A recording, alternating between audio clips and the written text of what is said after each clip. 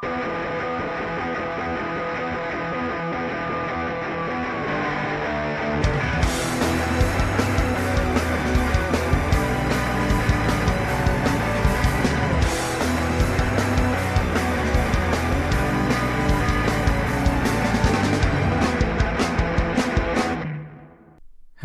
and welcome to episode 203 of the Awesome Comics Podcast. I'm Vince Hunt, and this week I'm recording this without the company of my usual compadres Dan Butcher and Tony Esmond. For as I'm recording this, it's less than 24 hours after we packed up and left the Excel Centre after 3 whole days of MCM London, which was a massive show filled with so many brilliant indie creators, as well as the pop culture madness you see everywhere in the marketing, etc., that we're all used to seeing on social media and Facebook and all that. It was a total sort of sensory overload. And next week we're doing a 3 Amigo show, and we're going to be breaking down sort of the highs and the lows of such an event. We're going to be honest about it, but it was a lot of fun as well. So once we fully recovered and had time to process it all, because anyone who's been to an MCM, tabler, if you're an exhibitor or just a visitor, there's so much to take in. So we're going to talk about that next week. So look out for that next Monday. However, we did manage to get a few interviews. I managed to take the recorder and run around and talk to some people. And some of those tabling at the event were there's a familiar favourite, as well as a few sort of new voices whose work you might be aware of if you've listened to us over the past year or so. But it was a good opportunity to interview them at a show, and who knows, you might hear them on a show properly in the future. So I'll tell you what, rather than listen to me waffle on for ages, without further ado, just listen to the audio, enjoy it, and it's all coming direct from the floor of MCM London 2019. Right then, folks, join us from the shop floor at London MCM. Live from the shop floor of MCM. Myself and Dan Butcher are at the Awesome Pod table. Yes, it's all go here. Not really. Yeah. It's day 2. Yes. We've already had the Friday, and we've gotten over that. Yeah. We're tired, but we're ready. We're raring to go. We made some learnings from yesterday, didn't we? Learnings and adaptations. Obviously, we got the table banner in the post, so I went in and got that this morning. Vince has relaid out the table, made it a lot simpler. We both did. Go on. Okay, we both. I'm not a monster. And we refined the table design. Yeah. So it's a lot clearer. Yeah. I mean, big shout out to Gav Mitchell and Emily Owen, who are our table neighbours for the weekend, and they've been helping us out and helping us keep things tidy as well.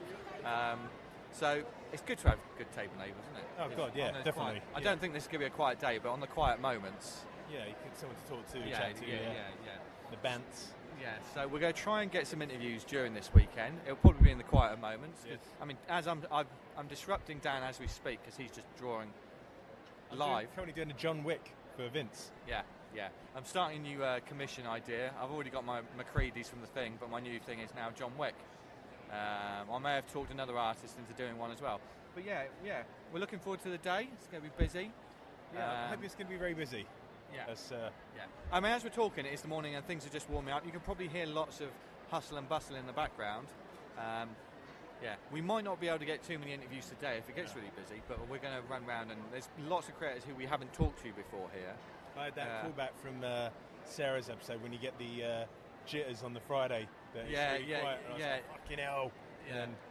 You had your moment, didn't you? You reminded me that, Friday is quiet. And I don't know how I managed through Friday. It was just sugar, caffeine and fumes. Yeah, you did good, man. You did good. Oh, thank you. You did good. Yeah, but we both had a good night's sleep. Good meal. Big shout out to Tony Esmond, who's rocking it on the No Brow table right now. I think he's literally just non-stop. Non-stop. They're going to do big business today. Of course, we'll get a bit of audio with him later as well. But it's good. So catch you later. I would say wish us luck, but this would be in the past, wouldn't it? So that's kind of, doing that timey-wimey stuff. Is there anything you want to say to the listeners before we get on with the day? Just to stay awesome. God, I love you. Okay, I am here at MCM with the lovely Emily Owen. Hello. Hello. Hello. Haven't spoken to you on the show for quite some time, have we? No, it's been a while. Yeah, and you've been quite a busy girl. Yeah, just a bit lately. Yeah, with comics. We just want to Yes. make sure. Yeah, yes, with comics. Yes. Because you've released quite a few things since we spoke to you. What have you currently got at the moment? So what's launched today, or this weekend, has been The Adventures of Pup and Grumpycorn, Yeah. which we kick-started last month. And I've been looking forward to for about Yeah. over a long time. This amazing. So we got the print copies earlier in the week, got them sent out to all the UK backers, so they should have had theirs. And then it went on general sale at MCM London on Friday. And yeah, here it is on the table. And you had, I mean, as a book, I mean, tell us a bit about what it is first before we get into it. So it's the adventures of a excitable puppy and his grumpy unicorn friend, and they go on adventures together. Is it based on anything? Well, it's kind of me Are they- and Gavin a little bit. Oh, I don't know. Do I ask who is who? Who's the puppy? No, Yeah. you might think it was one way round, but it's actually probably not that way round. really? Yeah, Oh, really? he's definitely the grumpy one. And yeah. so yeah, they go on their adventures, different places, different settings. There's always terrible jokes. Yeah. And also, you've got like activities in the back of the book as well, because it's an all ages book. It is absolutely. It's mostly aimed at kids, but there's stuff in there for everyone, and it's so beautifully drawn by Gavin that it's really beautiful to look at as well. And it's But- really laid out. The design as well is really yeah, nice. really good. I'll take credit for the design. Yeah. Okay. Yeah, and there are puzzles in the back for kids, and a colouring page, and a word search, and all that sort of thing. So it's it is aimed at kids, but because there's no swearing or sex or anything like that in there. And obviously, you've been our table neighbours for the convention, which means I was first-hand witness to a beautiful moment this morning, which got you a little bit emotional. You might get emotional now, did. might you? I know. Yeah. So just tell us exactly what that moment was. What happened? So a little girl dressed as, I think she was dressed as Spider-Man, was she? I think so. Yeah. Yeah. Came Oh, no, to Captain the. Marvel. Was she Cap- Captain Marvel? Yeah. No, I'm pretty sure she was Spider-Man. Oh, Anyway, she was dressed as a superhero, Yeah. came to the table, and her mum told us that they'd got the copy in the post of Pup and Grumpycorn yesterday, and that her mum hadn't been able to read it yet because the little girl had been reading it all day and wouldn't let her read it. And the grin on her face was it was huge. And so she loved it, and that kind of made me cry. And she's even done like most of the activities as well. She hasn't said she's done all the puzzles. She's going to do the colouring in page later today, but she'd done all the puzzles already. I mean, no matter what convention you're at, no matter how busy or how quiet it is, just that one moment, that's what we do it for. isn't Yeah, it? that got me in the heart. That did Yeah, a little bit, yeah. and it was just the grin on her face was just it was wonderful. Yeah, and that's totally what this audience is. Absolutely, yeah. Isn't it? So whatever happens today, I'll be in a good mood today Yeah, because of that. exactly. Because you never know, because sometimes the books go out and you're not quite sure how they're received, No. especially if they go out to people that aren't on social media or, I mean, let's face it, little kids that go read your book. This was the thing that we realised kind of doing once we did the Kickstarter was that it's a tough sell because kids don't have access to Kickstarter. It's very much an adult thing. You need to be an adult to be able to buy things on there. So, it's a little bit more of a tough sell to kickstart something like that. So it needed to be real and in the real world for kids to be able to see it, be able to pick it up and look at it and then nag their parents to buy it for them. Yeah. So having some feedback from kids that had seen it, so we've had a couple this weekend and it's just been And it super inspires cool. you to do more, doesn't Absolutely, it? yeah. So, and what else have you got on your table as we speak? So we have Trolltooth Wards, Yeah. the big book. We have Fraser Fanzine, and we have Brain Shoodles as well. How have they been going since Do you know what? Everything has been selling quite evenly, which is a bit unusual for a convention for us, because usually if something like the Trolltooth Wars does well, then the other titles don't do as well, and vice versa. But actually we've done an even spread of everything. So it's a show where all sorts of people are coming to, rather than more specific types. And you've got something for sort of everyone. We've got something for everyone there, so okay. yeah. So if anyone wants to check out like the books and like Pup and Grumpycorn, of which I personally hope there's going to be more. Absolutely. So you can follow us on Twitter. We are Happy Clam. The book will be going on our Etsy shop after the weekend. obviously wanted I to... think that's quite important. You fulfilled the Kickstarter. You did all of that before you put it on. Absolutely. I wanted to make sure, certainly, that the UK backers had it in their hands. So the people who made it able for us to print it had it in their hands before we were selling it to people who didn't make it able to print it. So everyone should have their copies by now, unless there's any delays with the post. And then it'll go on the Etsy shop. What day is it? Sunday today. So, you know, tomorrow maybe if I can if my carcass will come out of bed. But yeah, we'll get it up on the online store. But Twitter is the main place to find us. You can get all the links from there. Awesome. Well, thank you very much. Thank you, Vincent. And I'm probably going to be talking to you for the rest of the day. So Absolutely. This is a bit weird doing it like this. But we're doing this without swearing, which is weird. I know, and it's amazing. Yeah. And what you're not seeing, folks, is we've spent the past couple of days just making each other laugh with theme tunes, stupid jokes, or inappropriate comments that will always be off the record. Man, I feel like a woman. Don't get me started. Thank you. Bye.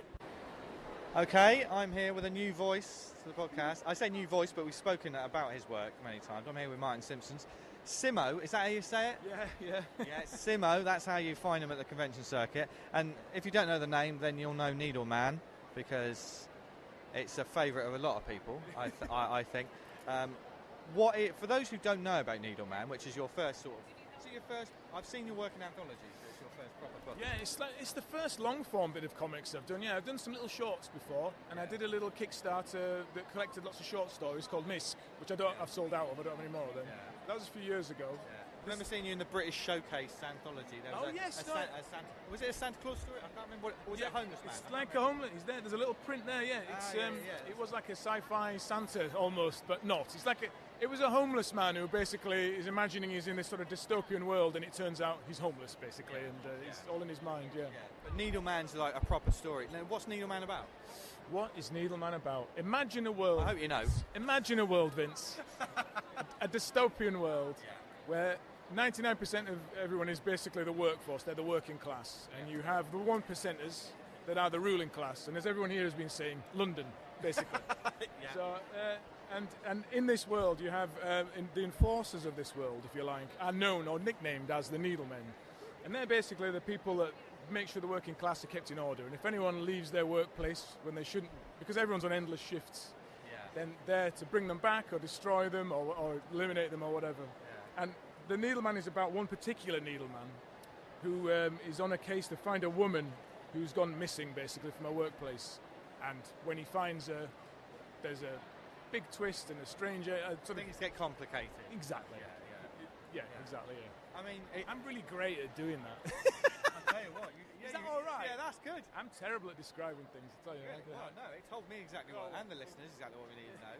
I mean, it's also one of those books that, because of the nature of your work, as soon as you see it, you know, because you're fully painted, aren't you? Are you digital or are you traditional?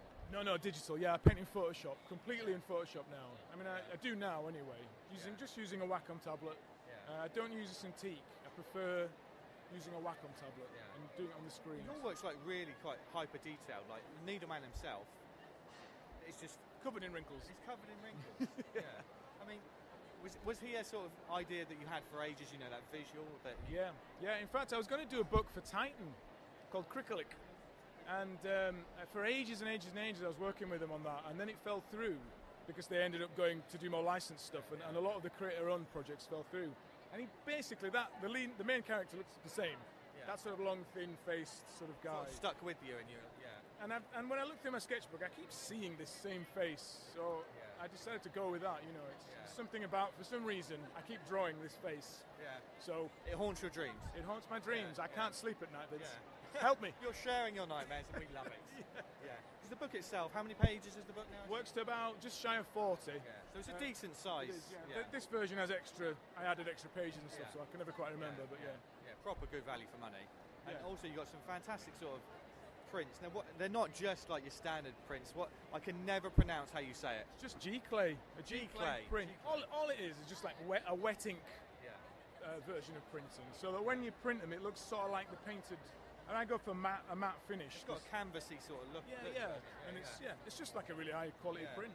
Yeah. And I see one in front of me now that is this new Viking type character story. Oh yeah, I can plug that. I'll plug that. Yeah, I was about to say, I mean, seeing it, you released the image and everyone was like, Jesus Christ, this looks amazing.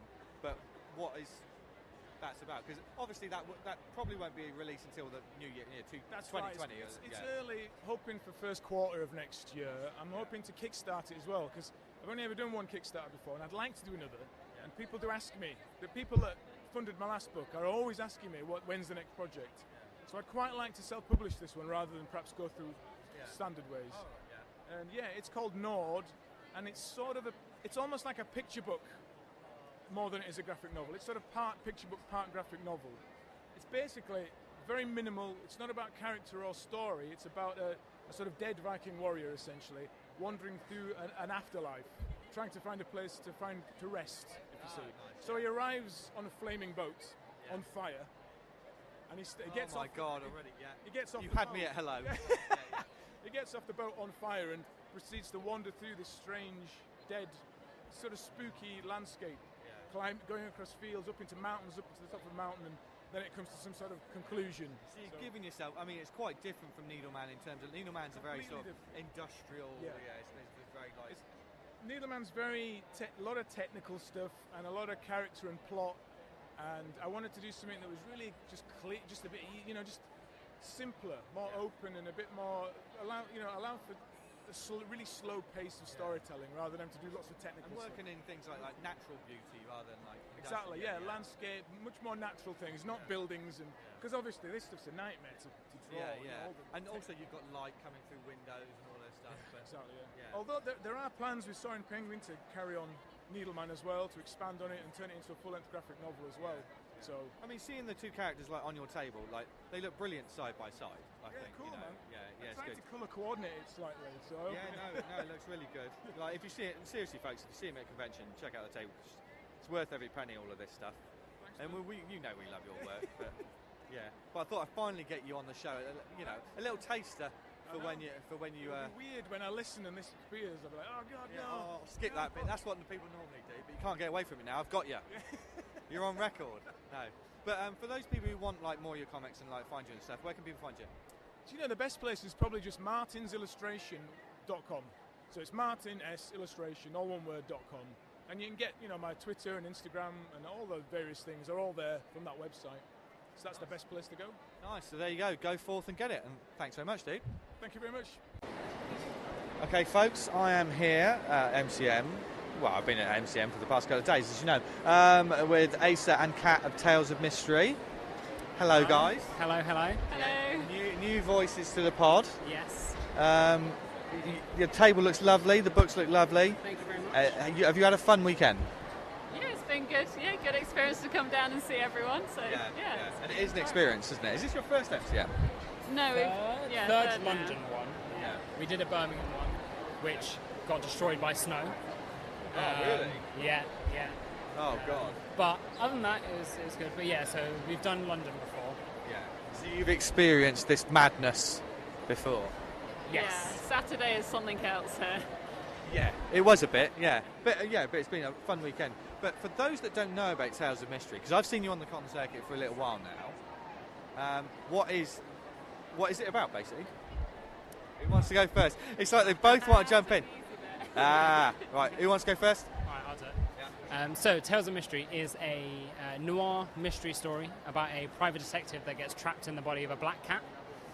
It's going to be a 4-issue series. We've got issues 1 and 2 out at the moment, and I am currently working on writing the script for issue 3, and then Kat will work on the illustrations once I'm eventually done. Eventually done. Well, I mean, comics take time, don't they? But have you found, like, actually sort of putting this comic out and like the process so far? Yeah, really good actually. So the first MCM that we did last year was we only had issue 1. And it's been really good, like working on it and then getting issue 2 out, and had a fairly positive response to everything, and people seem to like it. We've had some people come back this week. Oh, that's the good thing when you get return customers and stuff. Yeah. So I mean, obviously, cats. You had me at hello. I'm a cat person, but what's it actually like drawing cats like all the time? Because they're pretty difficult to draw, aren't they? Well, the condition of me doing the comic was that it had an animal in it, because I feel like animals are like my... Better than people? Animals are definitely better than people, So with a cat in it, it was right up my street for drawing. and just getting like character into him as well, because he's quite disgruntled in the fact that he's turned into a cat. So. And cats don't give anything away. No, they Do don't. they? That's the problem. Yeah. You can't tell what they're thinking, so they actually sort of emote through that. Yeah. But it's been a good challenge. I've enjoyed it. Yeah. So, and it's four issues. Are you going to look to collect it in the end, or are you just? Probably, but I think we're going to focus on doing the 4 of their own first, and then maybe collect it with some extra stuff. What made you? I mean, obviously it's like a mystery noir. Is that sort of the sort of stuff you love? Is that, or was it just a story?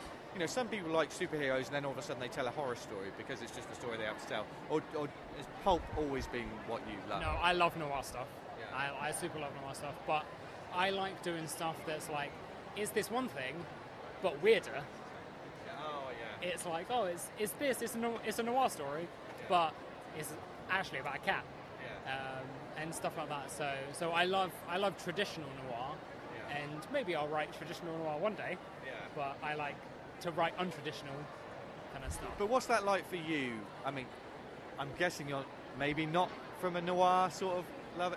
Is it a sort of genre that you've had to sort of learn more about? I'd say a lot of my stuff is sort of cute, cartoony. So it's been a good challenge for me to do something completely different, and not necessarily having a noir following in my upbringing. It's been quite good to see other comics and sort of get the genre going, really. Yeah. Have you found that you're a bigger fan of it now than you were when you started? Yeah, definitely, and just comics in general. Like Asa has just opened my eyes to comics being more than sort of your Marvel superheroes, which is very nice. Yeah. Especially when you look around at a show like this, there's just stuff everywhere, isn't there? The amount of cool creators, and when you get that few moments to actually go around and look for yourself, it's nice to go chat to people, but then also to pick up stuff that you might not see anywhere else. Yeah. So if people want to check out the book and get issues and stuff, or follow you online, where can people find you? Well, my stuff is all. My website is asaweekly.com, so it's ASA. When I was about to pronounce your name, and you gave me a look like, is he going to mess it up? No, but you did well. It was great. Very few people do, so it's all right. You can buy the books from there. All my social media stuff, I am in my very strange and unique name. I am able to have everything as very simply as just my name. Yeah. So all my social media stuff is just Asa Weekly as well. Yeah. What about you, Kat? So all of my stuff is at anidoodle.com, so it's ANI Doodle. Otherwise, that's my handle as well on Twitter and various things, so you can find me there. Awesome. So go follow them and check out the book. And look forward to issue 3. When is issue 3, do you think? New year? 2020? Or definitely 2020. I've said it now, so cats have to do it. The look on her face. I know. Yeah, I think definitely 2020. But once MCM is over, then I'll get back to writing. And you've got a couple of shows later in the year as well, haven't you? You've got a couple more? Yes, so we're going to be at Leamington in October. I think it's 5th of October. That's the one there, definitely. And then we're looking at a couple of others, but not confirmed as of yet. Awesome. So look for you there. Thanks, guys. Thank you very much. Right, I'm here with an artist that it's kind of exploded. I want to say exploded onto the scene, but you've probably been around for quite some time. It's our final Halloween, isn't it? Or is it our last? Our final Halloween. Yeah. I want to make sure I got that right. But Mike Lee Graham, hello. Hi. How's it going? It's going good. It's been a good weekend. Yeah, I mean, I've seen you constantly drawing. You're an artist who's constantly on the go. It's been a good weekend. Saturday was a bit slow, but I got so many commissions on my plate on Friday that it was okay. Yeah. Because your work, what I love about your work is especially colour palette. You're doing prints like, I want to say neon. You know, there's bright greens, bright magentas. And yeah, of course. Like that. Really pops. I do. I need to get into doing some screen printing where I can actually use fluorescent colours. Oh wow! Yeah. I'm kind of beholden to the CMYK colour palette currently because most of my stuff is digital. But I mean, next year I'd really love to do some screen prints with some proper vibrant colours. Yeah. So you're a huge horror fan, so man after my own heart. Great. And also you've been busting out some. There was a Godzilla Oh King of yeah, Monsters. that's done. I mean, I remember posting that on Twitter a couple of weeks ago, and people seem to really, really like it. Yeah. A lot of people have been asking me for prints for it. Unfortunately, it was attached to a competition, like an open brief. So there's not a lot I can do with it currently, unless I get permission. But the plan is to try and get prints of that down the line. Are you someone who like, in terms of like doing artwork and prints like that, it's more about the cinematic, like Godzilla's and the John Carpenter films and things like that. That's more appealing to you than... Oh, definitely, yeah. I mean, obviously I do comics and things like that, but in terms of like things I'm really, really passionate about, it's storytelling, and some of my favourite stories are from films as well, and I love horror especially. I mean, our final Halloween's like, it's just got the love of horror written all over it, hasn't it? Exactly, exactly. For those out there, those heathens who don't know about it yet, what's our final Halloween actually sort of about? Okay, cool. I'm getting better at doing the spiel for this. So 5 teenage friends open up in a house with absolutely no memory of how they got there. They're in a room covered in blood. They're covered in blood. At the epicenter of this room is a strange sigil, and they need to figure out how the hell they got in there, what the hell they were doing there, and how to stop whatever the bloody heck is going on. It's a very cinematic kind of setup, isn't it? Yeah, I mean, I really like stories which basically just drop you in the middle of a problem, and you're catching up with the characters. Yeah, because you're learning as the character. Exactly. Yeah. What's been the most fun? I mean, you can tell you're having fun with the book, but what's been the most fun thing to draw with that project? Oh gosh, anything where Mike gives me an opportunity to do a kind of a gore money shot. Where like I really, where like, you know, it's just gets an arm ripped off. Exactly, you know, somebody explodes, you know, someone's innards come out, and it's just like, great, leave it to me. Those are the best ones. Really? Because like some artists, I mean, certainly it's like, oh well, this person gets disemboweled, which sounds awesome on the page, but if you want to get anatomically correct, that can be a challenge, isn't it? It can be, yeah. Luckily, I play it pretty loose with you know, anatomical correctness. So you know, I've drawn a character, and I don't think we have that many guts in us. A lot of stuff that I draw, it's for effect. I mean, you know, why constrain myself to realism? Yeah. So what, apart from our final Halloween, what other projects are you working on, or you got in the pipeline? I'm constantly doing commissions for people and things like that. I did some A3 commissions for a colleague of mine recently, and got to do some like Final Fantasy and Metal Gear Solid commissions, which I was over the moon with. I was really... So you're a big gamer, is Yeah, oh yeah, huge. And after our final Halloween, I've actually started writing my own script for a horror comic as well. You know, I'd really like to just sort of see what I can do in terms of storytelling. Very, very loose story. Do you find that, like, working with Mike Garley, who's obviously been making comics for quite some time now, do you find that you're taking learnings from reading his scripts? Oh, enormously. Yeah. It's, I mean, I've always liked the idea of like sort of like telling my own stories as well, and working with Mike has been absolutely fantastic. He's great to like bounce ideas off of. He's incredibly,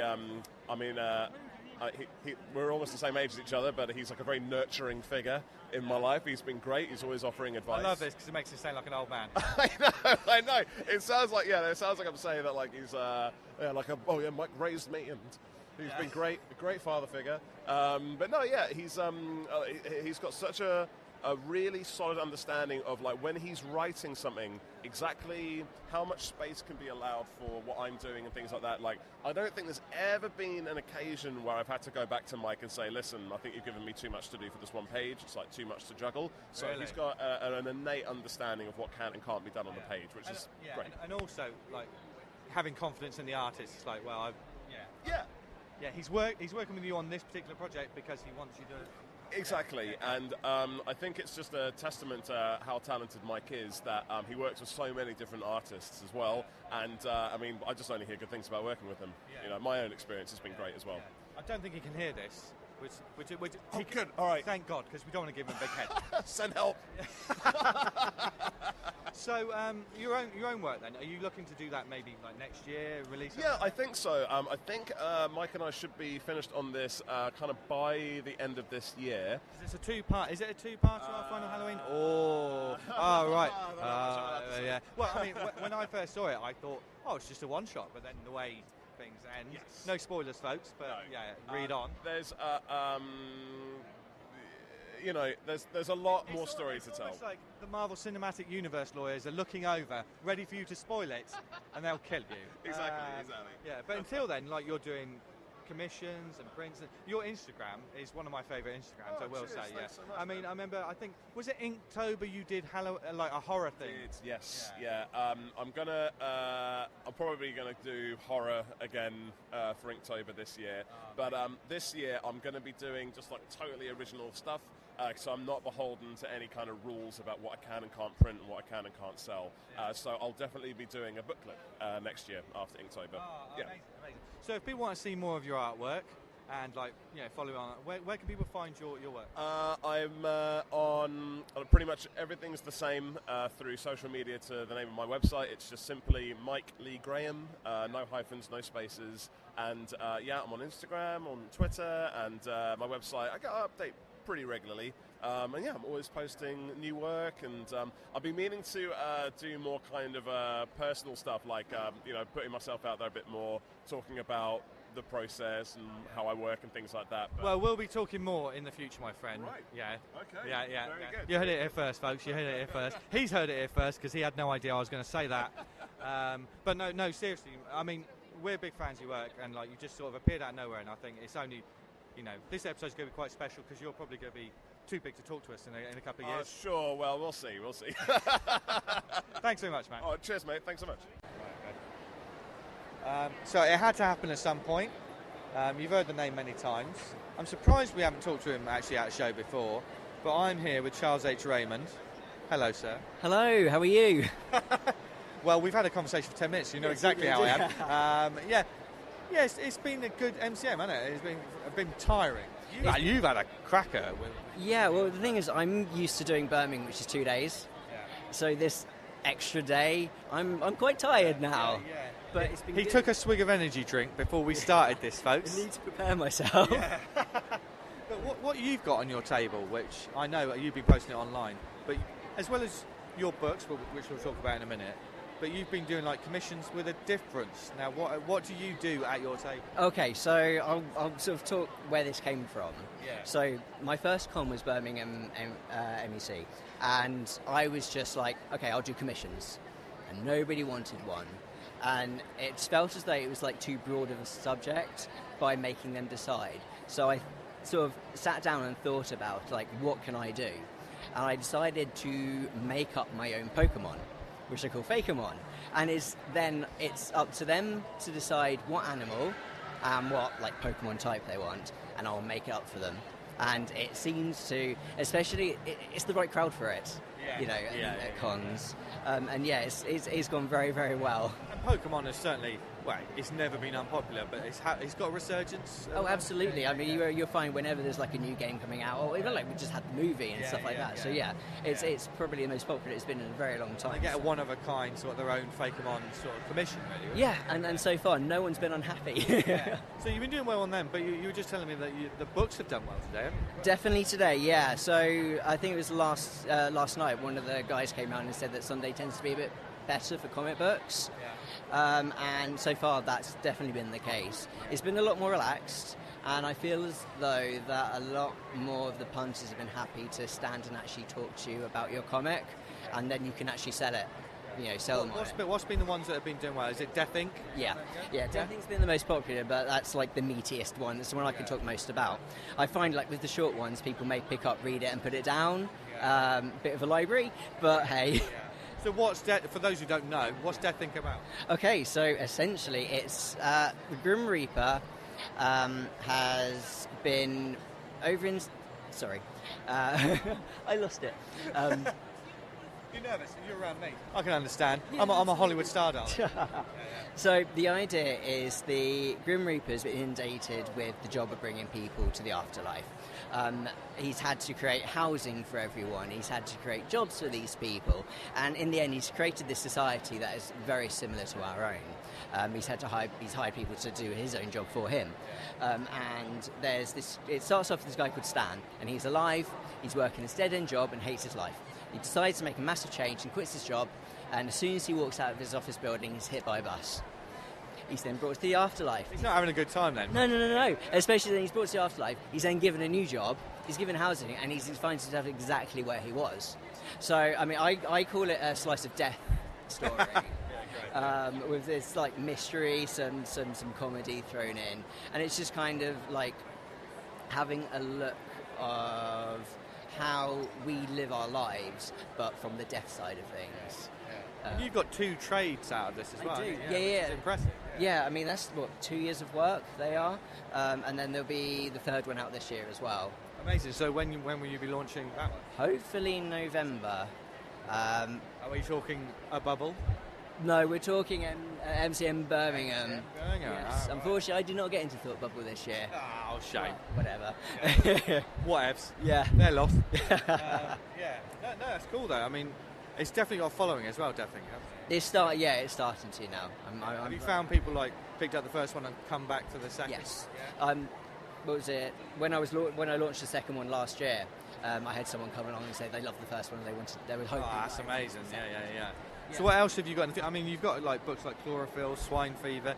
You know, is it so? As well as Death Inc., you've got other projects that you like working on. Is there anything else bubbling in the pipeline that you can say? After Death Inc. Book 3, there's one I've been kind of travelling the country doing research for, and that's been going to iconic gig venues. And iconic pubs and things like that. So, for example, I've been to Nottingham and I went to a pub called the Pit and Pendulum, which is like goth themed. And there's a metal themed one in Birmingham. And when I went up to Scotland to do Dunfermline, I went to this bar which used to be veterinary surgery, and they've got like all the paraphernalia and like the surgical table is where you have your drinks and stuff like that. And it's going to be a story about a band, like we're following a band on a tour, and I wanted like the locations to be characters in themselves. That's what I'm going to say at the moment. Nice. So stay tuned. Yes, that will be a next year project though. Nice. Well, when we have him on the show proper, which is going to happen, folks, we'll prize more information out of him. But for those who like want to get hold of your books and like see more of your art, like the Faker one and stuff, where can people find you online, etc.? Okay, so I mean, I'm mostly active on Twitter, and that's at not_so_tiny. Then Instagram, not so tiny comics, and then my website is www.notsotiny.co.uk. Blimey. Yeah. Nice. Well, remembered everything. Well done. I'm so proud of you. That energy drinks are good for something. Exactly. Yeah. Cheers, man. Well, I hope you enjoyed that, folks. Yes, I know we didn't get to speak to Tony properly at the show, but that's because he had trust me, he had his hands full whilst he was manning the no-brow table.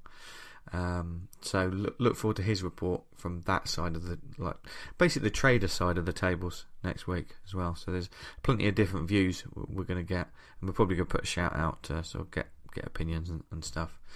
But but fear not, because we do have a bit more for you this week. I would have liked to try and get some more interviews, but MCM is quite full on, and getting away from your table, you're always constantly aware of you being away and you could potentially miss a sale, etc.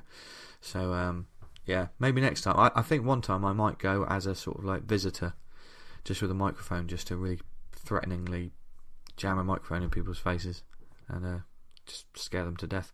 But but that's for another time. That's another story for another time. But this week we've got more for you, because yes, we didn't have Tony there, but he's never far away, which I know is a absolutely terrifying prospect. But as Tony talked about last week on the show, he was at NCS Festival in Huntington Beach in Calais, taking in the sun.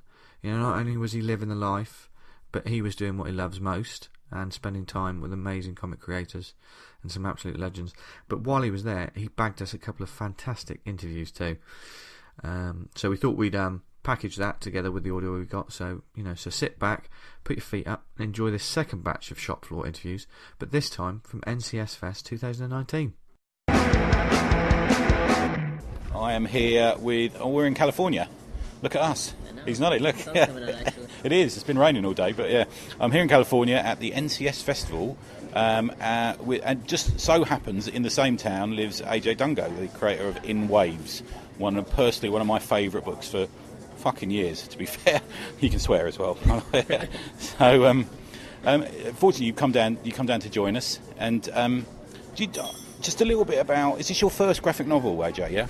How did it come about, man? So it started with, I guess, at Art Center.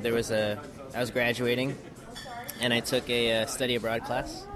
And they say study abroad, but it's really just like a 2-week vacation with like teachers holding your hand and like introducing you to people in the industry, like people like Nobrow, people like Mother Ad Agency, Moth Animation, just all different types of artistic and creative industries. So you're in the UK for that? Yes. Yeah, okay. So that whole class was dedicated to one project, and that project was to encapsulate California to a foreigner. Whatever aspect of California. So I picked surfing, obviously, and my teachers gave me a bunch of different ideas of who to write it on. And Tom Blake was the person I did my book on, or my package on. So it was basically like this deliverable is like a... So who don't know, Blake is he's a big name in surfing. Yeah, he's big, but he's pretty unknown. Like historians know about him, like old school surfers know about him, but I'm not too sure if the new generation of surfers really is aware. So he kind of brought it into the modern age, essentially. Is that right? He did. Yeah. He did. He was kind of the.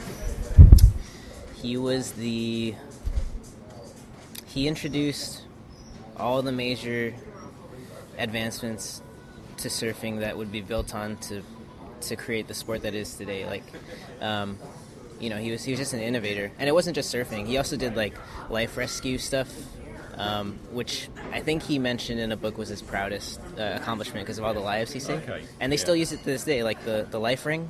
He did that. Okay. Yeah. Paddleboard did that. Yeah. But back to how the book came is I made these silkscreen boxes, and in them were like silkscreen posters, risograph prints, a little zine I did about Tom Blake, and the person I was most excited to show this to was Nobrow. Okay. So we had a meeting with Sam, and they were just about to move from Shoreditch to a different location. London Fields, yeah. Yes. Yeah. And like the office was in like, it had been built up to be like, oh man, this is going to be, this beautiful space with like all these beautiful books. And it was just like, it wasn't a shithole, but it was just like, it was like in shambles because they're moving everything. There's trash everywhere. It smelled like mold. It was a bit in the basement, wasn't it, in Shoreditch? Yeah. Yes. Then you wouldn't believe it, the price of offices in that area. It's the cool place. Right. Yeah. So yeah, I presented to Sam, and then my teacher pulled me aside afterwards and was like, "That went really well. You should expect a call or an email." Nice. Brilliant. And then I was like, "That's really nice, but I'm not going to put stock in it. It's a nice thing to hear." Yeah. Then I got back home, and I got an email from Sam saying he wanted to make a book. Nice. Yeah. Now, it changed, didn't it? From what it changed, but there's more to it than what you just said. For sure. Because you intertwine. It's really interesting to me because you intertwine the history of surfing, which, to be fair, a boy from West London has got no interest in surfing. God bless you, but you know what I mean. But the part that I really found interesting is you intertwine it with a relationship you had, and you parallel the history with that relationship. Is that right? Yeah. With no spoilers. No spoilers. Yeah. So that happened because I guess Nobrow hadn't done a book about surfing or historical figures, and they thought maybe like a picture book or some sort of reference book would be fun with like historical figures from North America in surfing. And he's like, go for that, like do research. I came back with my findings, and he was like, he wasn't too jazzed about the idea anymore. He wanted like a more personal touch. He wanted to know why I was into surfing. Like he was digging deeper, and shortly before that, my partner had passed away from cancer, and I just started telling him about that. and that was pretty much, she's the one who got me into surfing. Her family's super into it, and Yeah, of course, yeah. so then I told him that, and he was like, "Oh my God, you should write a book about that." And I was a little bit, I had my reservations about it because it was so recent, and I didn't know if it was like the right time. Yeah, I was going to ask you about that because it must have been quite raw at the time. Yeah. I mean, can only have been a few years ago, presumably, was it? Right. Yeah. It was. So I graduated 2016. She passed away the February of that year. Wow. Okay. And then Sam hit me up in July to start the book. So it was like very raw. Yeah. But it's a great tribute to her, man. You know, what I mean, it's amazing. Yeah. Thank you. And one of the bits I really loved was when you meet her. Yeah. And the stuff in the driveway after that, and it's like yeah. really touching, really well made. Thank you. Yeah, I mean, it's funny because so many things about our relationship seemed cinematic or seemed like movie-like, but that's how it happened. And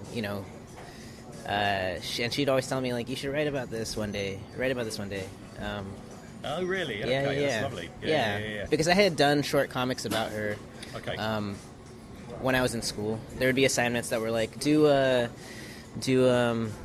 like an editorial where you write some sort of journal entry, and she was always like the most important subject, the most like interesting subject in my life, and Yeah. so obviously I wrote about her all the time, and she loved what I made.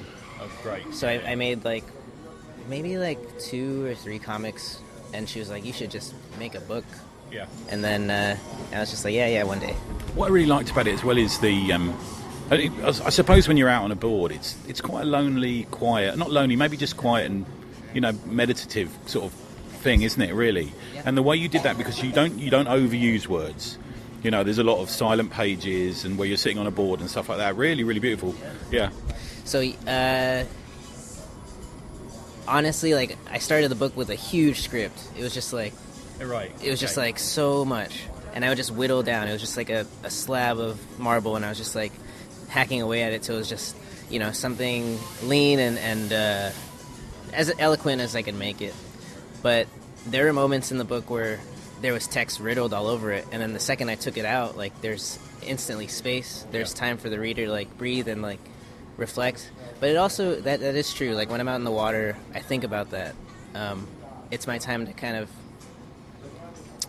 reassess and just I guess some people call it meditation. Yeah. And I would agree with that. Like it's very calming, and especially when you're alone. And it's also nice when you're with your friends too. But that quiet moment really comes across. So I absolutely love that moment of it, and the way you depict the waves as well, I found interesting. Yeah, so yeah. There's a swirling effect you use, isn't there? Yeah. There's a graffiti artist named Sharktooth. Okay. And all he does is draw sharks. Right. And my old roommate used to call me Wave Tooth because all I do is draw waves. I just have like photos and photos and photos, tons of reference photos of water.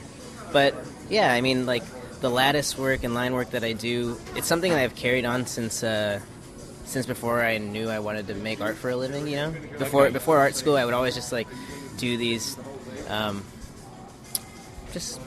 was very interested in intricate line work, and I love Charles Burns, and Yes, yeah, I get that, definitely. Yeah. I'm a huge fan of anyone that's like masterful with a Winsor Newton Series 7 brush. Like anyone that can, that's definitely what I was going for. I also love like ukiyo-e prints, woodblock prints. I would always look at printmaking. Printmaking was kind of my first love, so I kind of carry that in everything I draw. Yeah. I think it fits really well into the No-Brow because are you aware of John McNaught's work as well? Yes. It's What Kingdom? It's amazing. But I put your book similar. There's that quality, that quiet, almost like a Rizzo print type stuff, Yes. Yeah. I mean, man, Kingdom. The process pages for that are insane because He's a crazy person. I mean, you kind of have to be, but it's beautiful, and I like. Yeah, I think that also aligns with No-Brow too because they hold traditional printing in such high regard, and they just have traditional books and paper books and stuff like Yes. that. Yeah, definitely. Yeah. The whole process I'm in love with. So yeah, I think I fit in well with them, but Yeah, I think so, man. Yeah. yeah, I love that I can be in the same vein as these other artists. And honestly, it's all such a trip. Like at TCAF, I was going to ask about that. Yes. So you launched at TCAF, yeah? So there was sort of a staggered launch almost, yes. wasn't there? Yeah. So I mean, I went to Austin, but that was like a librarian conference. Okay. So it was like nothing but like They're crazy, those librarians. No, apparently I've heard they party like for real. But that was kind of like, it's not. It was more like very educational. It was like trying to get into public libraries, and it was I learned a lot. But it wasn't like an artsy, like hip comic thing until I went to TCAF, and that was like my head exploded. Like I just saw like Jillian Tamaki walking around. I met Chester Brown. Brilliant! Just so many legends, and like I Love was Chester's work. Yeah, amazing. yeah. He was actually sitting at a panel I was doing, just watching, and I was like, "Fuck, there's so much pressure right now." But then I had another panel later that day, and like Bill Griffith was on there. T-Pex was on there.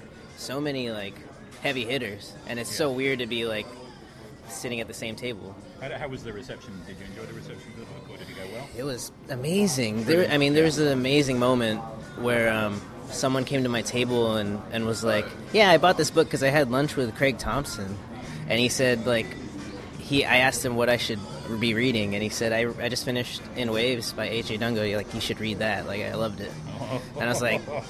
God damn! Say that again. I'll record that. Yeah, I mean it was nuts, and apparently like he was tabling right next to me, and I got to meet him, and that was a magical moment as well, and very surreal. Like he pulled out his camera and wanted a picture with me, and I was like, "What is happening right now?" Great stuff. So yeah, I mean every moment at TCAF was like that. That's amazing, man. That's really good. So. Has it sort of inspired you to do another long form one, or are you going to keep it shorter? Because that's a brick of a book. Yeah. It didn't start that way. Right. Okay. I mean, like we said earlier, it was just supposed to be like an 80-page reference book about surf figures. Yeah. And then like the more that I wrote, the more that Sam wanted me to write about. Telling more about my story, telling more about the surf history story. But to me, and I really did find the surfing history interesting. Right. But to me, that's what lifts it above the line for me. That's what makes it a great book. Awesome. Is the fact it's a personal thing as well. Right. Yeah. And I think that was kind of a life goal of mine, was to write about Kristen and memorialize her, and it's kind of a love letter, my last love letter to her, and Man, that's a great. You know what you say. Yeah. It would get better than that. You know what I mean? She must be, but if she looks down on you, that's all she needs, isn't it, really? Thank you, Tony. Thank you. I mean, but in terms of what I'm interested in doing next, definitely. I mean, I've been thinking about what's next. I have a niece that's 5 years old, and she loves picture books, and I was thinking how great it would be to make a picture book for her. But, I think I just need some time to live as well, because... Well, to be fair, the promotion trail, it takes up a lot of your time now, doesn't it? Sure. Yeah. That, that's been so I was working full time as a shoe designer, and then I quit a month before to just finish the book and then open up my schedule for touring, because it's been nonstop. I went to Austin, I went to Toronto, I'm going to Paris next, are you? And then London for LCAF. Oh, well, see you. Okay. Yeah. Are you going to be awesome? I'll see you again. Boozy. Be careful. There's a lot of beer drunk at LCAF. I think they had their own beer last year. Do they really? Yeah. Dang. Awesome. Dang, it's no brewery now. Kind of, kind of. But it's a great scene, man. You'll at LCAF. It's really inspiring. It's awesome. The one convention you'll go to, you think, well, I want to go back to my hotel room and actually, do some creative stuff. Yes. Really great. Yeah. Nice. Not like MCM. And then the next one, I've been working with this great guy named Randy Hild. He used to be the senior vice president of Quicksilver and Roxy. Oh yes, yeah. And he just hit me up on Instagram, and we've been buddies ever since. And he's been pitching, like, No Brow obviously has a huge reach with the literary community. Yeah. And he's been hooking it up with the surf community, kind of being the bridge. Yeah, of course. Yeah. So surf shops are now interested, and different surf companies are backing the book, and they might send me to Hawaii. I mean, crazy. Yeah, I mean, I was talking to Jeffrey Brown about this yesterday. That he's gone from doing autobiographical comics to doing Star Wars comics. Wow. Darth Vader and Son, and that has opened up the market. That extra little avenue is what really gets the sales. Right. Yeah.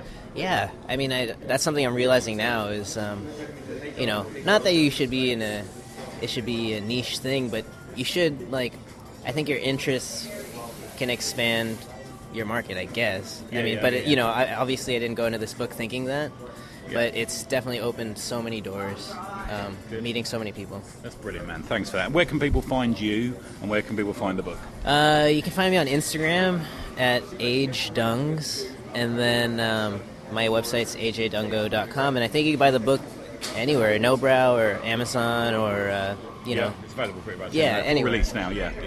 As long as you've got a strong postman. For sure. I know. And a big letterbox. There's a little bit of kerfuffle at TCAF.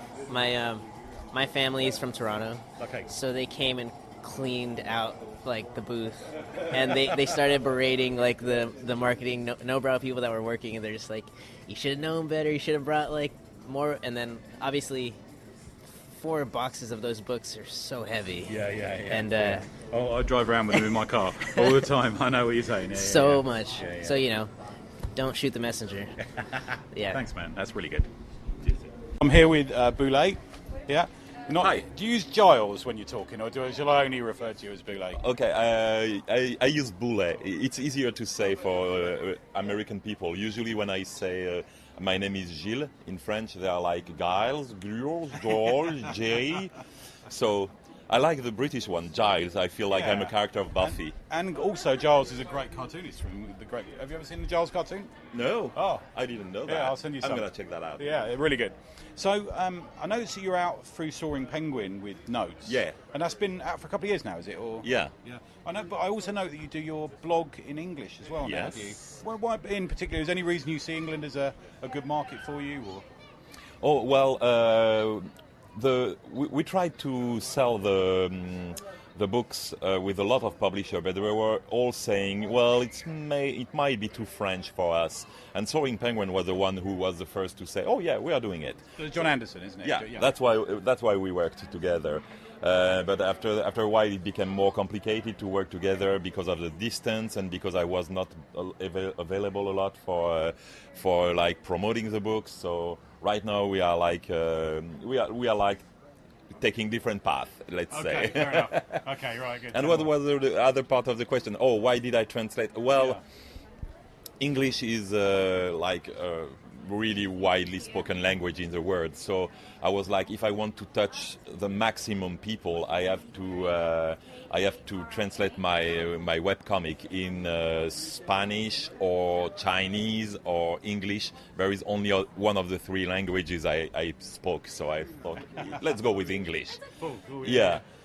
Now you're kind of the first generation to really take advantage of the webcomic thing. Mm-hmm. You call it a blog in France, don't you? I never liked the term blog. I prefer like the term webcomic now. So usually when I refer to it in France, I say my website. Okay. But yeah, there was a big wave of blogs in the late 2000, 207 to 215 maybe was the big wave of the blog. Now it's like settling down, but yeah. Do you find that there's a translation to sales? So you've obviously got a huge following online. Yeah. Does that translate into sales and following in the print form? No. No, not really. Okay. Not really. It's 2 different publics, very different publics. So in France I have like my publics for books, but I am way more followed online for the free stuff, I would say. I guess if everyone who's following me was buying one of my books, yeah. I wouldn't be a millionaire, but I would be rich. No, I think, I don't know, for the sales, I would say like, I would on average, one of my books is sold like 10,000 copies, which is amazing. I'm really happy. And I am followed by like 200,000 online. So it's like 1/20th of... It's amazing, isn't it? Yeah. People like free stuff, though, don't they? Yeah. But I don't blame them. I'm really happy. It's like... What are you doing? She grabbed the books and I felt something scratching my leg, and I was like, I wondered what was going on. Sorry about that. So have you done the UK conventions? Are you planning to? Yeah, I've done. I've been in Leeds. Oh, do you Thought Bubble? Yes, Thought Bubble, and twice at the Lake Festival in Kendal. Oh, right, you've done the Lake. So, okay, Yeah. how did you find it? Oh, I loved both of them. They were really nice, and I love the UK. One of my brother is living there, so I'm in London very often. It's a very boozy culture, our comic Yeah, conventions. but I know I am French, so I'm not supposed to say that. But I love English beer. You know, the ale, it's delicious. The first time I was in Kendal, I asked for a lager, and they were like, "Oh no, mate, we only serve ale." And I was like, "Yeah, give me your shit." And after 2 days, I couldn't drink anything else. I love it. Yeah, cool. It's here as well, though. Craft beers is a big thing. Yeah, there. Yeah. So what else can we expect from you in English language? What have you got coming out? Well, we are starting Dungeon all over again with Lewis. So luckily, in a few years, you will have a new issue of Dungeons in English. And I participated to the adventure of Infinity 8, which is translated here. So my book is the 7th issue of the series, and I think they already have like 6 translated. So it should come up really soon. Is there anything that isn't translated by you that you really think would do well in America or England? Or Well, I have one regret about the book I did with Pénélope Bagieux. In French it was La Page Blanche, and in English it was The Blank Slate. And it's only available online on Comixology. Okay. And I like this book. It's probably my bestseller in France. And I regret there is not a hard copy of it. Yeah, okay, yeah. But yeah. And how, are you putting anything out through Europe Comics at the moment? Or you got Sorry? Have you got anything coming from Europe Comics? No? Nazelli's shaking her head. No, yeah, is that to be talked about later maybe? Okay. For my comics, no. I'm right now the main series I'm working on is a sci-fi series, a hardcore sci-fi series called Bolshoi Arena. And it was drawn by a young artist called Asen, and I am writing it. And I just wrote 2 volumes of 160 pages, and I'm working on the 3rd issue. And this one is selling pretty well in France, so I really hope it will be translated very soon. Oh, excellent. And where can people find you online if they want to look you up? If you want to find me online, yeah. Oh, where's your website? Oh, my website is bouletcorp.com, so BOULETCORP.com. And if you go to the website, there is an English flag on the top left, and you can have access to the English version. The English version is english.bouletcorp.com. And I have an Instagram account called @bouletcorp. And a Twitter account and a Facebook page, facebook.com/bouletcorp. I am everywhere. I have like more websites than Voldemort has Horcruxes, so find me on one of my Horcruxes. Great. That's brilliant, man. Absolutely pleasure. Thank you. Thank you very much. Okay, so I'm here with Lewis Trondheim, who I attended the panel with, is it the day before yesterday, with Sergio? Yes. Who you drew. That was brilliant stuff, man. Really enjoyed it, yeah. Do you enjoy drawing when talking and giving panels and stuff, or...? Really, I really enjoy to draw in front of people because I want to show them it's easy to do comics, and it's not a fantastic way to express ourselves. You just have to get a pen, to get a paper, and draw a little story, and that's enough. Okay, yeah, cool. Which you did it right in front of us. I did find it quite inspiring, and I heard a lot of people talk about the paintbrush you were using with the filled up water. It's not something I'd seen before. Is that... It's not really a pen brush. I use a fountain pen with Japanese ink, and it's waterproof. And after I can use a brush pen with water inside. Yeah. And with my watercolor I can use it and impress young women and then have sex with them. Yeah. I need to get into drawing. Yeah. But unfortunately, there were only male in the audience. Yeah. So there was one woman. Yeah, maybe a bit old for us all. The other thing I want to talk to you about is Self-Made Hero have just released Maggie Garrison as a collection, which you didn't draw but you wrote. Why? I know we talked briefly about this yesterday, but we weren't there for yesterday on mic. But why England? Why London?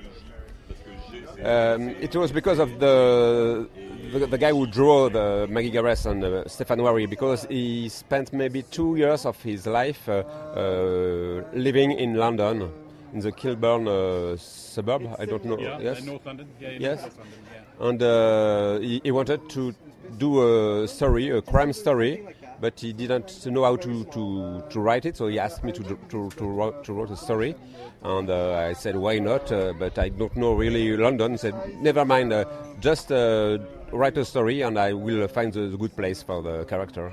Brilliant. So he approached you. You didn't have the idea originally, nothing, or did you rework something, or? No, I have no idea. I've just read a few books of Agatha Christie. And that's enough. Yeah. So, I mean, you talked yesterday quite a lot about changing up your style and changing up what you do. Is that something you'd say is a good idea? It keeps you fresh, or? It's a good idea, but maybe only for me. I need to be. I need challenge. So I need each time I do a new book to have a new challenge. So if it's a crime story, it's okay. If it's science fiction, it's okay. If it's drawing with my left hand, it's okay. Never mind. But I don't want to get bored with comics. I love so much comics. I don't want to get bored. Which is where you come back to Maggie Garrison, because I asked you if you're doing any more, and you just shook your head at me and said no. No, it's over now. We have done 3 books, one in English directly, and no, we don't pretend to do another one. We have done our best now, and it's finished. Yeah, so your peak. You don't want to drop off, and drop off. What? So you're the peak of what you've done. You don't want to. Yeah. Yes, the peak is behind me now. I'm going to die. Let's hope not. You used a phrase yesterday, just because we're honest doesn't mean we are good. Can I just ask you a bit more about what you meant about that? I understood from what you said, but... it's difficult because when you want to do comics, or maybe just a novel or something, you think you had a bad adventure in your life, you had cancer, no crab. You have crab, someone is dead in your family, and you think it's a good story to tell, because you were so malheureux, unhappy, upset. You think if you will write it, the audience will feel the same feeling you had before, but it doesn't work this way. It's not because you are sincere that you will be good. You have to find a way to write a story, to find a distance, not to be too close of the story, because it will be mostly a bad story if you are too close. Okay, yeah, no, I see what you mean. I thought you meant because you have an idea doesn't mean you can draw it and carry it out. You need to practice as well, is that? Yes, it's a real job. It's not just for fun. We are doing comics or we are writing novels. It's a job. We have to learn how to do it. Maggie Garrison's great, man. I absolutely loved it. It's one of my favourite books for a long time. Are you planning on there's a lot of your work that's not in English.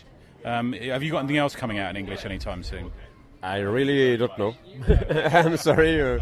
I know someone in German, right, but sorry, Andy. I'm trying to learn French. I can't learn that. Maybe you can learn German. Yeah, good. And what else are you working on at the moment in French language? Anything else? Or? In France, yes, because it's my job. So I will do a maximum of comics until I will have 63.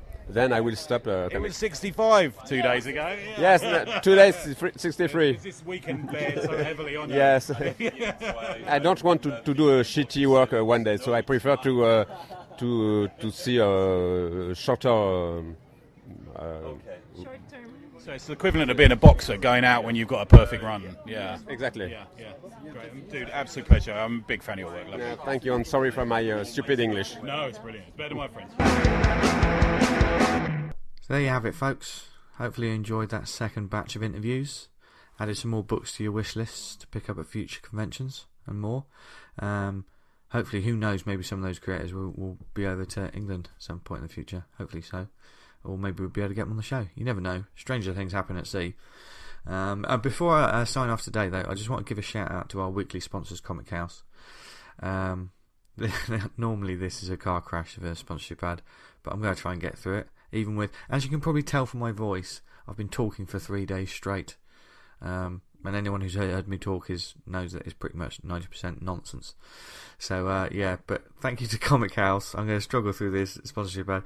Thank you to Comic House. They're an indie comic marketplace that not only is a great place to sell your books if you self-publish, but they have an amazing digital app to read comics as well, which we use all the time. I think, whenever you're travelling anywhere, I was checking out books on the travelling to London and stuff, so it's fantastic. So there's new content being added there all the time, including plenty of pod favourites. What's on there at the moment? Let's see. We got the Catalyst, Nick Bryan's new book, The Catalyst, which you need to check out soon. We got The Forest, The Chair, and Those Forsaken There, which is Tony Esmond's favourite comic book title, as you mentioned. You got Megatomic Battle Rabbit #3, The Solitary Divide, The High Priestess, Surrealsville, Comedy and Errors, Gallant and Amos Collected Adventures. I tell you what, that's a lovely printed book as well, Gallant and Amos. Legendary Tale Spinners. I'm basically seeing a lot of stuff that I'm looking at this thinking, oh, I really must read that. So once I've probably finished recording this, I'm gonna read a few of my purchases from MCM, because I've got some cracking books that I discovered there, which we'll probably hear about next week. But I'll probably check out some of this stuff on Comic House, which you should too. And it's only like subscription service, and it's only £3 a month. You get access to all of that and more. Like, there's loads of Dynamite titles on there as well. So if you like a bit of Ash versus the Army of Darkness and stuff, there's tons of that there. There's a 14-day free trial, so go to comichouse.com to check out more. And thank you very much for listening this week, guys. And the show a little bit different. Went up a little bit later because I'm sorry, I had a lay-in this morning. I was absolutely shattered, as I'm sure a lot of people who did the show can agree with. It's a long one, but yeah, what an experience. So glad I went. It was, you look forward to our report next week. But let us know what you thought of this show and what's been happening. There's several different ways you can do it. You can email us awesomecomicspod@gmail.com. Likewise, if you've got any books that are coming out soon, or you're going to be releasing, or any indie comic events, small press now that like MCM's sort of out of the way, I think one of the closest thing, I know there's going to be a couple of comic events, but any sort of cons, small day events, let us know on awesomecomicspod@gmail.com, because we will shout about them. Even if we're not there, we'll put the word out about them. And likewise, Small Press Day 2019 is July the 13th, I believe, this year. And I'll say it again next week. But what I want to do with that this year, I want us to read out as many small press events that are happening. So if you're doing something for Small Press Day, let us know, and we're just going to run off a list and just tell everyone where they can go to check out your books and what you're working at, and just a small press event. There's so much cool stuff happening. So many people are doing it now. It's becoming a bigger and bigger thing. And we're a small press and indie comics show, so it would be sacrilegious if we didn't shout it out. And I may be doing an event in Bath as well, so stay tuned for that. So let us know about that. If you can follow us on social media, on Twitter @TheAwesomePod. Thank you to everyone that we met over the weekend and started following us as well. Any new followers, hello. Welcome to the Thunderdome. If you do the Book of Faces, go to facebook.com/awesomecomicspodcast. And thank you very much for listening, week on week, or whether it was just this one. I'm thinking, what the hell is this show? Trust me, it's normally better than just me waffling on.